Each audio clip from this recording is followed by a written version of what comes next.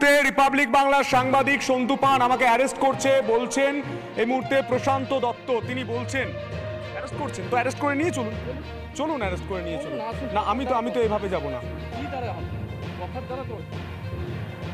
আপনি অ্যারেস্ট করছেন, চলুন না, অ্যারেস্ট করছেন না, আমি এভাবে যাব না।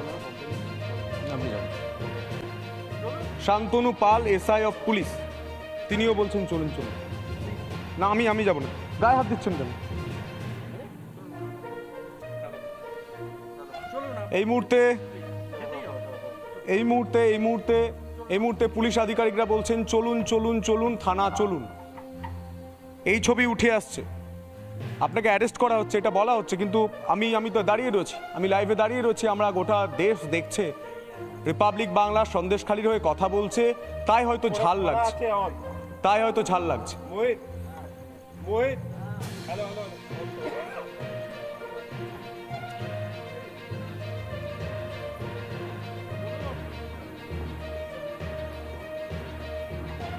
এই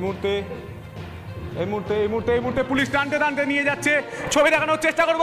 মানব গোটা দেশ জানতে চায় গণতন্ত্র কোথায়, এভাবে পুলিশ আটকাচ্ছে। একজন সাংবাদিককে গ্রেফতার করা হচ্ছে, গ্রেফতার করা হচ্ছে সন্দেশখালীতে। সন্দেশখালীর কথা বলার জন্য একজন সাংবাদিককে গ্রেফতার করছে পুলিশ। এই মুহূর্তে ছবি দেখানোর চেষ্টা করব। গ্রেফতার করছে পুলিশ একজন সাংবাদিক, সন্দেশখালীতে এসে মায়েদের হয়ে কথা বলার জন্য একজন সাংবাদিককে গ্রেফতার করছে পুলিশ। এই মুহূর্তে সেই ছবি,